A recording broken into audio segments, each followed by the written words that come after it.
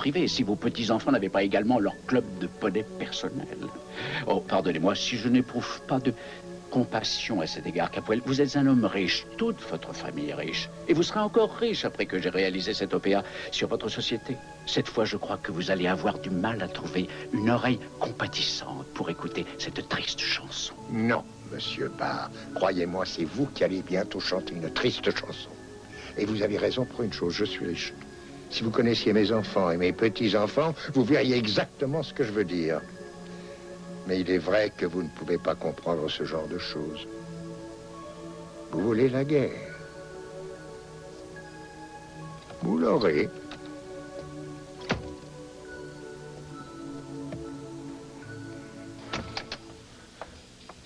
J'ai du mal à croire que vous ayez exigé un ordre de la cour pour libérer Michael. Oh, le juge Walsh vous a donné ceci? Non, je l'ai trouvé chez le commerçant au bout de la rue, bien entendu. Vous êtes devenu fou, Ethan. Vous n'avez pas retrouvé le corps, vous n'avez pas l'arme du crime, vous n'avez pas la moindre preuve tangible. Et vous retenez Michael enfermé car vous le soupçonnez de meurtre. Que se passe-t-il? Vous avez perdu la tête? Il y a des circonstances atténuantes. Ce sont plutôt des circonstances personnelles. Bon, je vais devoir aller parler au juge Walsh moi-même. Oh, d'accord, vous le faites, vous allez parler au juge Walsh. Mais ou mon client est relâché dans moins d'une heure, ou c'est moi qui vais aller parler au juge Walsh. Parfait. Parfait.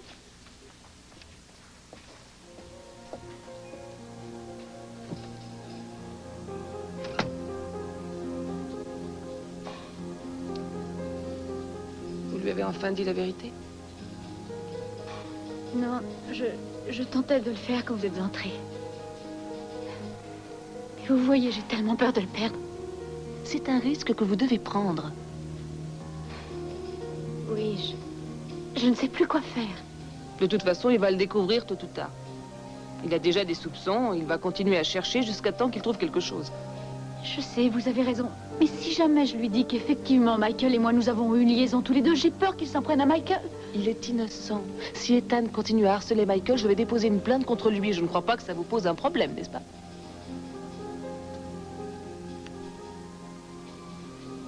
Ethan déteste le mensonge. Laura, à mon avis, j'ai l'impression qu'il peut comprendre si vous lui parlez de Jamie et que vous lui dites qu'il est mort. Vous voyez, ce qui est primordial, c'est que tous ces mensonges s'arrêtent. Oui, vous avez raison. Ils doivent s'arrêter avec Michael. Mais d'ailleurs, d'après ce qu'il m'a dit, vous n'avez pas le moindre alibi, n'est-ce pas? Vous êtes en train de m'accuser d'avoir tué Léo Mitchell?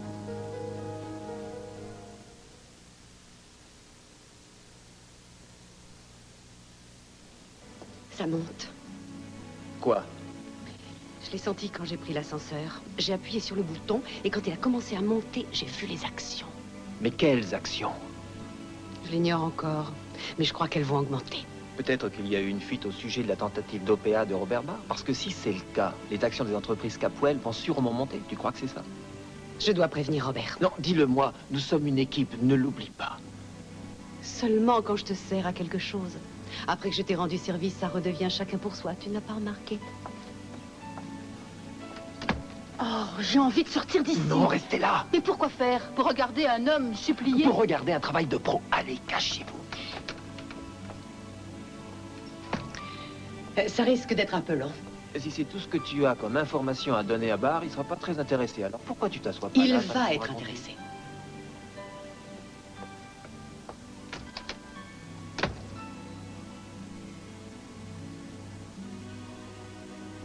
Très pro. Dites-moi, elle vous obéit au doigt et à l'œil, est-ce que je vois? Oh, je n'ai jamais dit ça. Vous disiez que vous pouviez la contrôler et avoir l'information que vous souhaitiez. Si c'est un exemple de ce que vous pouvez faire pour moi, je ne crois pas que ça puisse donner quelque chose. Je ferai des tas de choses pour vous. Et je vous donnerai aussi des informations. Vous allez voir, Sandra va revenir, alors surtout tenez-vous prête à me payer. C'est la première chose qui vous vient à l'esprit. Pas la première. Décidément. Kelly, je suis le meilleur contact que vous ayez avec Barr actuellement. Ah, au fait, j'aimerais avoir ce paiement en liquide. Oui, je m'en doutais. Pour un aussi petit montant. Rien n'est petit entre nous. Il n'y aura jamais rien de petit.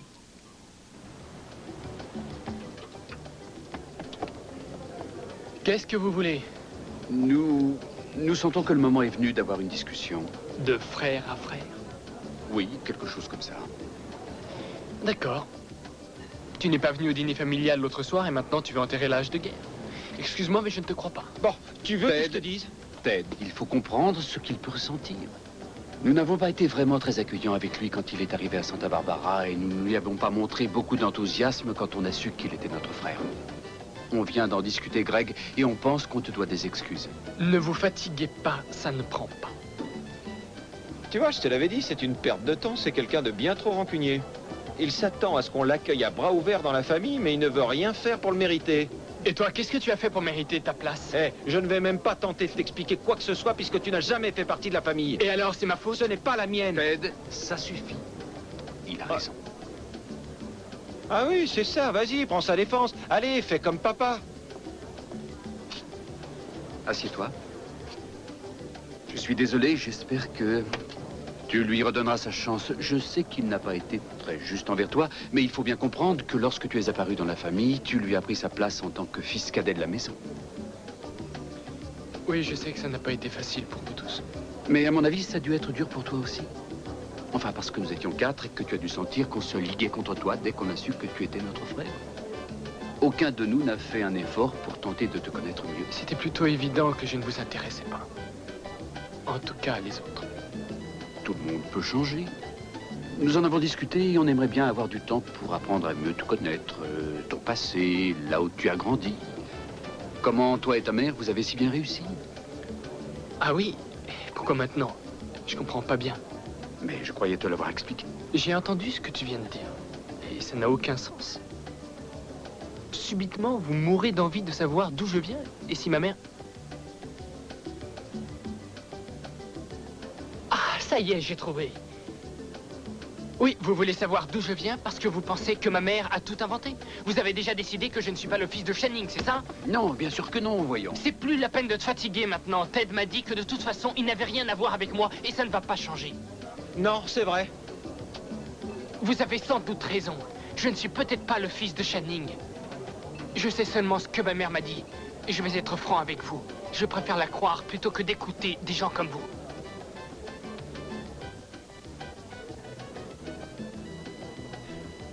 Je suis désolé.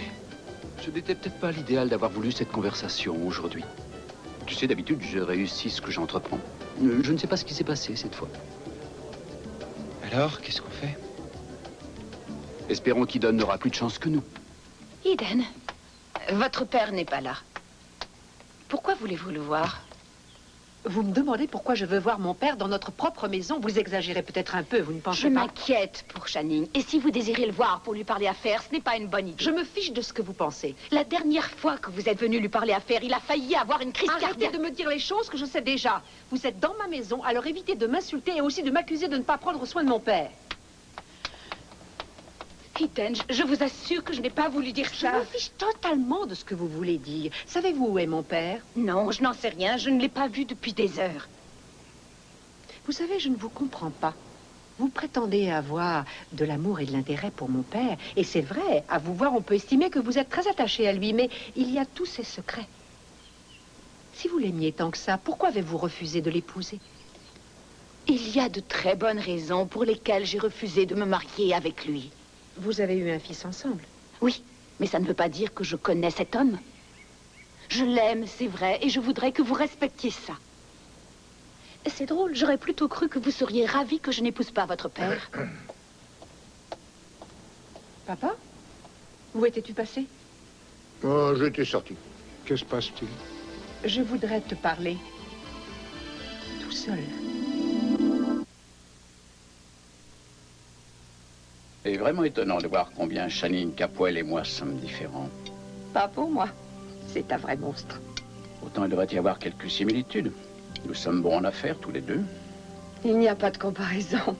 Channing possède une société très importante. Oui. Vous êtes une puissance mondiale. Pourtant, si ce qu'il a dit tout à l'heure est vrai, je suis surpris qu'il ait tenu le coup si longtemps. Oh, c'est un menteur né. Qu'est-ce qu'il a dit? Essentiellement que sa vie semblait consacrée à sa famille. Pourtant, d'après ce que j'ai entendu dire, sa famille a plutôt été souvent en guerre contre lui. Et Sophia manipulant tout le monde. Oui, sauf Mason. Ouais.